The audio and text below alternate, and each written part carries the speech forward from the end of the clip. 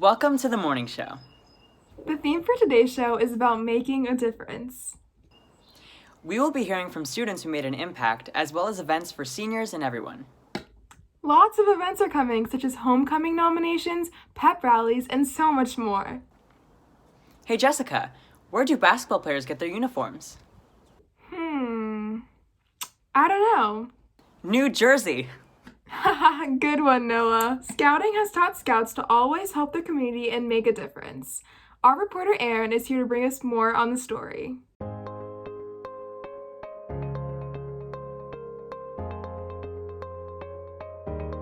I just ask was what exactly an Eagle Scout is, like how do you become one? Becoming an Eagle Scout, there are all these different ranks in scouting. So everyone starts at becoming a scout, which is the first rank, and then it goes tenderfoot, second class, first class, star, life, and eagle. So eagle is kind of the last rank you can get. And so for the specific rank of eagle, you have to get 21 merit badges, which merit badges are kind of these fun tools to help scouts learn more about specific areas. Kind of like there's one for astronomy, there's one for kayaking, there's a bunch of different ones. And so there's that, and then you have to also do service hours, and that's done through your Eagle project. So you kind of have to build up from rank to rank to become an Eagle Scout. You've mentioned the Eagle Scout project, which is sort of what really just makes you an Eagle Scout. So I was wondering if you could explain a little bit about what you did for your project. So the project really focused on providing donations for a specific animal shelter, and it was called the Animal Welfare Group of Alexandria. I organized a group of girls and guys from our troop, and we made snuffle mats, which are these fun games, and they can also be used as beds for dogs, and then also blankets for dogs and cats. Many of the girls and guys and scouts in our troop really helped out with the project, so it was really good to have that community involvement too. I'm not an Eagle Scout yet, but I've helped with many Eagle Scout projects, and I just wanted to mention that Emma did such a cool project with animals, but I think being an Eagle Scout, it's not just animals, you can help with the environment, it's just being active in your community and doing something to help them out. I've helped out on them, including Emma's, and I think it was really cool how Emma was able, despite, quarantine and COVID right now, she still, was able to communicate with people, and a lot of scouts are still doing their Eagle projects and, really doing some great stuff during this time. For me, at least, I think being part of this troop was so amazing throughout the 1.5 years that I was in it, and that really motivated me to keep going. And it wasn't an easy process, but just having the girls in my troop, that community helped me do so much.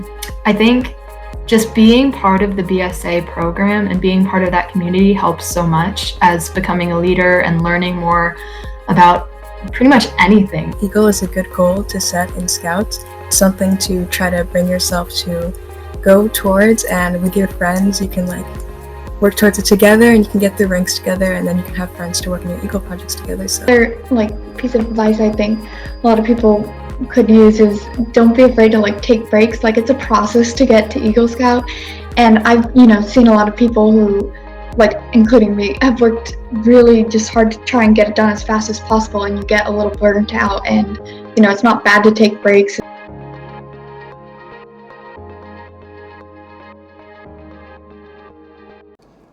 Woodson senior Johari Idan Hemphill has been named a recipient of the 2021 Student Peace Awards of Fairfax County.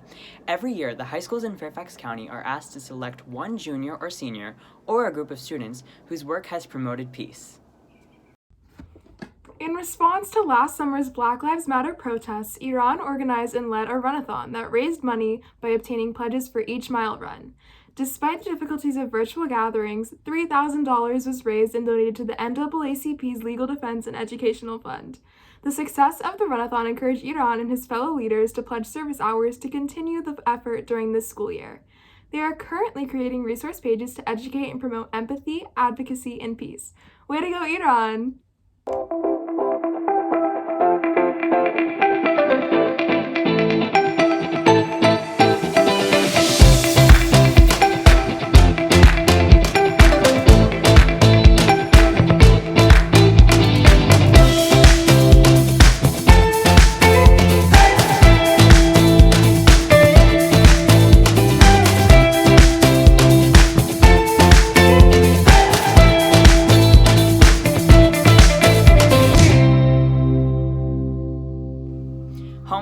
coming up fast.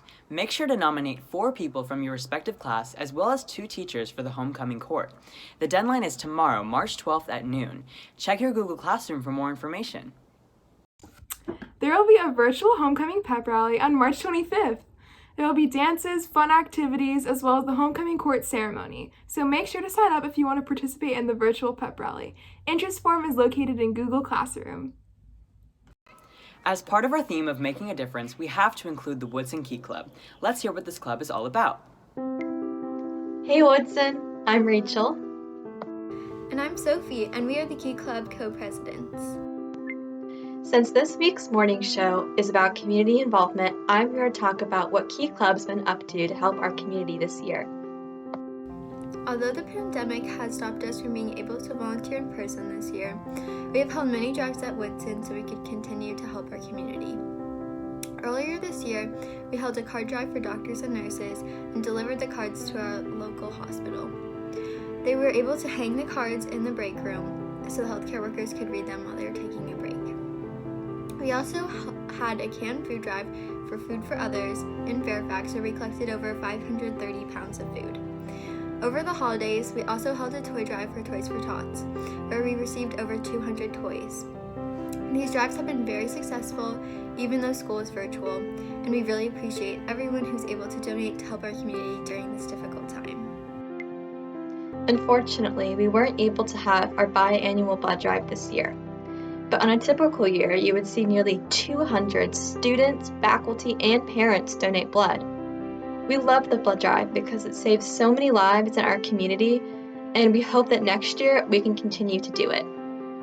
Our next planned drive is collecting handwritten letters for teachers as part of a Welcome Back project with leadership.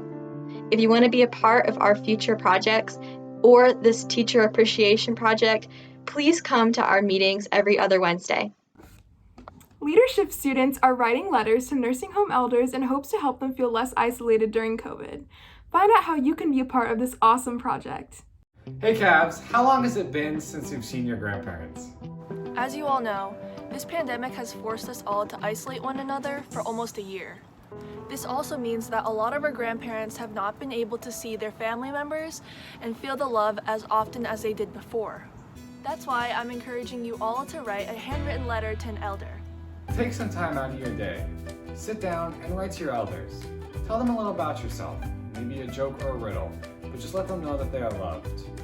I know it can be hard writing to someone you don't know, but just pretend like you're having a conversation. And if you're an NHS member, you can receive 1 service hour for every 3 letters that you write. Woodson will have a drop box inside door 1. We'll be collecting letters until Friday, March 12th. Note that you can't write the date on your letter, but you have to envelope them. However, don't seal your letters. Join us in our goal to spread love and positivity to our elders. Additional guidelines can be found on the Woodson Calvary Instagram page. Following these guidelines are crucial because otherwise, your letters won't be sent. March Senior Social is on Monday, March 15th from 12 to 1:30 p.m. The event will be in the senior parking lot and the theme is a day of luck. Woodson is planning to do an in-person event that celebrates the class of 2021. Social distancing will be strictly followed, but that won't stop the fun that will be taking place. There will be dancing, amazing treats to eat, and meeting new friends. Any seniors who are eager to come can sign up in the Sign Up Genius.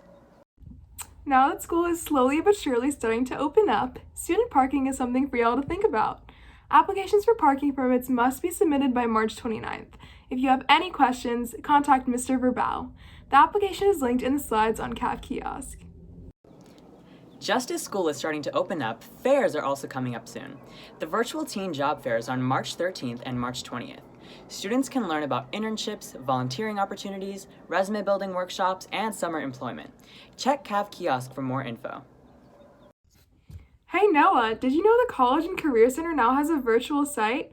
It's a fun and interactive experience based on Bitmojis.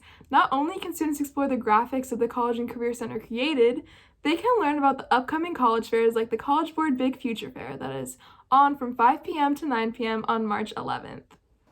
Don't forget that the Throwback Challenge is ongoing and the deadline for submissions is March 22nd. Also, there are quarantine activity challenges where you DM Woodson's Instagram account for fun activities to do during quarantine. Submissions are due by March 14th. We end this week's show with a clip from Dessert on Broadway and a tribute to all the talented Whitson singers who performed. The full performance is still available for viewing on the Whitson Chorus YouTube channel. Go check it out! Have an amazing mid-March week! When you need a friend to carry you, when you're broken on the ground, you will be found. So let the sun come streaming in.